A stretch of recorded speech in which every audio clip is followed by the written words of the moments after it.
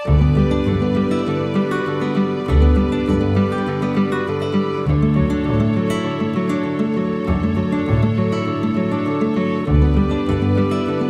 siyempre, meron akong graduation gift sa'yo.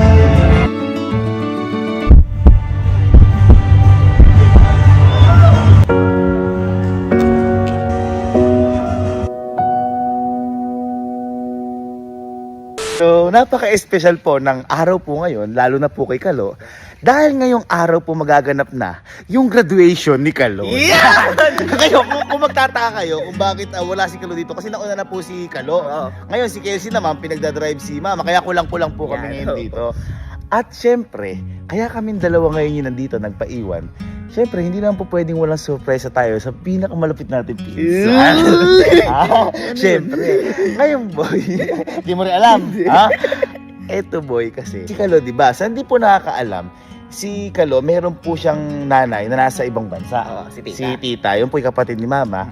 At si Tita po kasi, hindi na po makakauwi papunta sa graduation ni Kalo. Tama. Kasi, sabi ko nga po sa inyo, sobrang hirap ni Kalo. Di po niya alam kung gagraduate po siya talaga. Oo. Kaya, siyempre, practical, wag na lang tumuloy kasi baka mamaya hindi... Baka masayang lang. baka masayang lang yung flight. At saka, siyempre, mas masakit kay Kalo na umuwi si Tita, tapos hindi pala siya makakagraduate. Ngayon, boy, kinontak ko ngayon si Tita. Nausap mo? Oo, si Tita, yung ano ni Kalo. Oo, ano sabi? Ngayon, boy, ito yung nangyari, may papanood ako sa'yo. Hi, Tita! Hello, Tita. Welcome back po. Hello po. Sinundo! Akala ko hindi uuwi! Boy, nakipagkuntsaba sa akin si Tita na kahit ano mangyari, graduate si Kalo o hindi, uuwi si Tita para sa kanya. Kaya, bago pa lang exit interview si Kalo, andito na si Tita. Ay, habang ano ko Oo. masasak yun. Kaya nga, kasi ang alam po ni Kalo, hindi na po talaga uuwi si Tita. Oo. At okay lang sa kanya, tanggap niya yun kasi alam niya rin yung pinagdaanan niya at alam niya rin yung senaryo niya. Boy, may iyak Oo. yun. Kaya, boy, alam mo ba, Oo. nung nagiinuman tayo doon, Oo. na, ewan ko, baka lasing na kayo nun. Eto, tinan mo, sinabi ko pa kay Kalo na titignan ko talaga kung alam niya na makakauwi o hindi. Tinan mo, ito. Hindi ka graduate ka mag-isa, alas Tita. Kuya na lang. Ha? Ay, si Kyle na lang ang paanuin mo, kayong dalawa. Nakita pa kita yun. Hindi nga si Tita puti. Yan. Boy, baka maiyak yun. Oo. Alam mo naman yun eh. Kaya si Kelsey at saka si Mama, magkakasama na ngayon doon. Kasama si Tita Ellen. Ay, boy. Boy, ako, wala na akong maibibigay kay Kalo na kahit na ano pang graduation gift. Ito ang pinakamagandang graduation gift. At saka ito, Diyan boy, siya pinakamagiging masaya. hindi lang ako yung nagkaroon ng gusto. Si Tita Ellen pa ang nakipagkuntsaba sa akin para dito. Kaya, halo, congratulations. Congrats, Papunta boy. na kami dyan. At alam mo ba ang plan dito, Ellen? Ano? Supresahin si Kalo pag paakit na siya mismo sa stage. Uy! Wala na magugulat yun.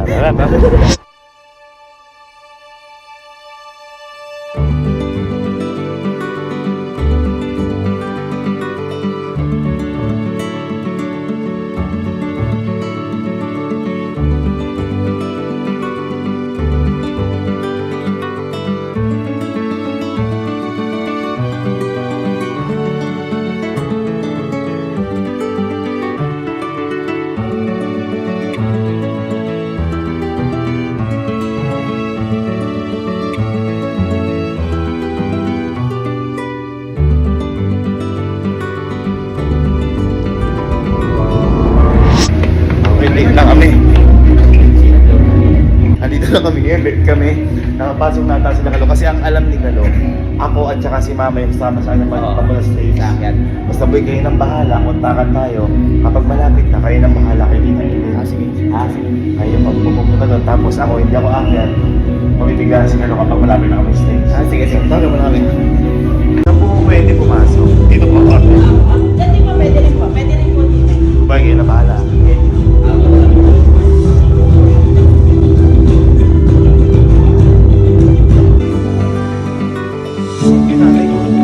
Ay, ito pala. Hindi ako pala ma.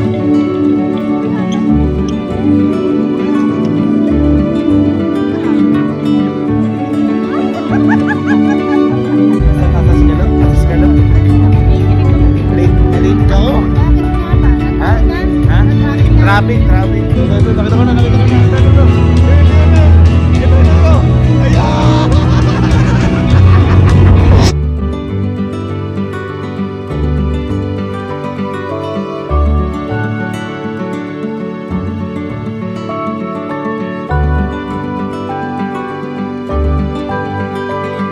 Isang bagsak.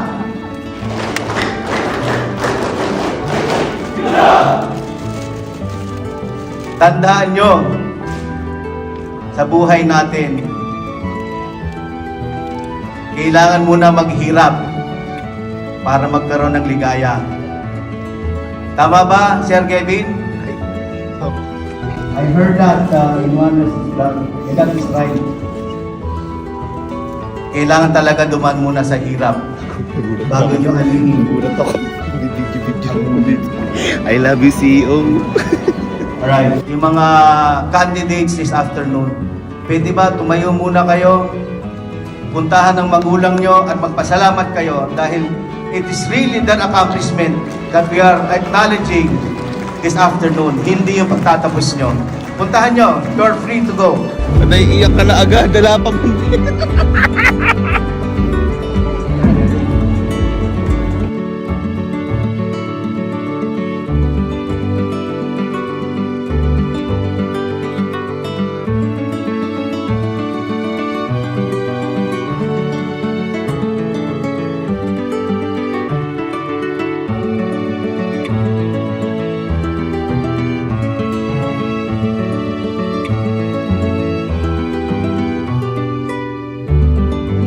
Para magpaaral mo ng bari Congrats. Congrats.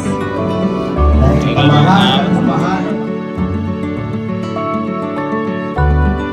O, diba? Walang sabi nga na siya, pag walang hirap, walang sarap. Diba? Okay na boy, congrats, napakagaling. Oh. Hindi mabubuo ang pangarap. At yung bubuo pangarap. John Mark Mendoza. So ito na, nagtatawagan na lang kumaakyat. Ayan. Ayan. Ma, wala namang ka-idea talaga si Kalo. Wala. Ha? Excited na ako. Ako natatalis. Ayun, no? Ayun, no? Oh. Francisco Ano? Zon Reburgues. dito. Yan ba? Akala ko din eh. Diyan ko muna. Aba, timbre. Rambo Zarus Castelo. Boy, kumbaga ako tatay mo ngayon. Ganun ba yun? Boy, pero syempre, meron akong graduation gift sa'yo. Garopo. Angas paro, malapit ka na par. Ito na hinihintay mo. Pero par, sabi ko nga sa'yo, may graduation gift ako sa'yo. Ha? Hindi boy, sa bahay na lang. Okay lang sa bahay. Ayun. Angas mo, pinsang ko. Sa saludo. Eh, yung pinakamataas sa saludo. Ang taas. Boy. Congrats. Congrats, boy. I love you. Pero boy, ano tayo na lang ni mama. Bibidyoan na lang kita. Okay. Sige, tita. Go, tita.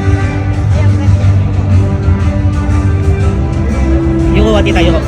Himantog Carl Derueda.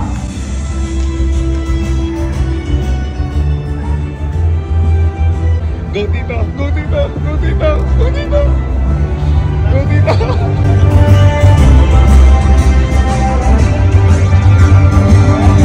Halo, kayo ni nanay mo sa likod.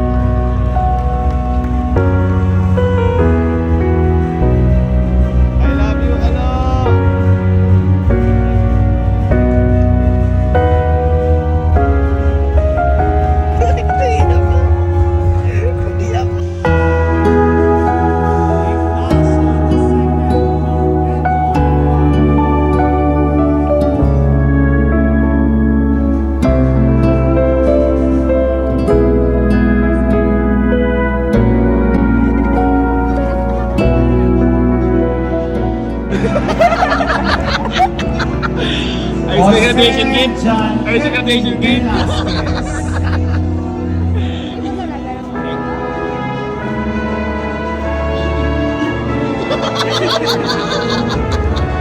Nagulat siya eh.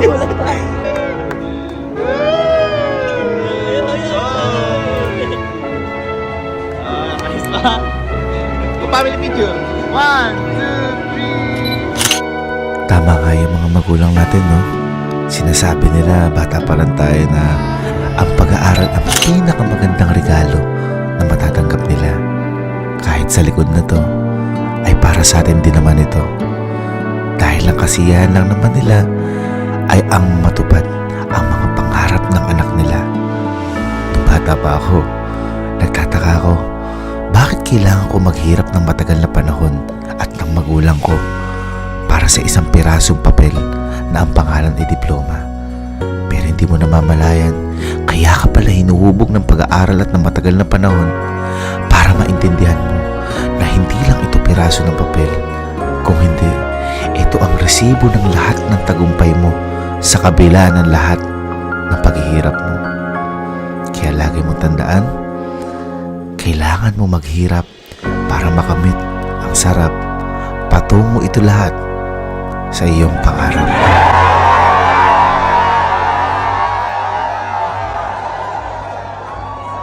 Once again, congratulations, class 2024! Be driven! Be transformed!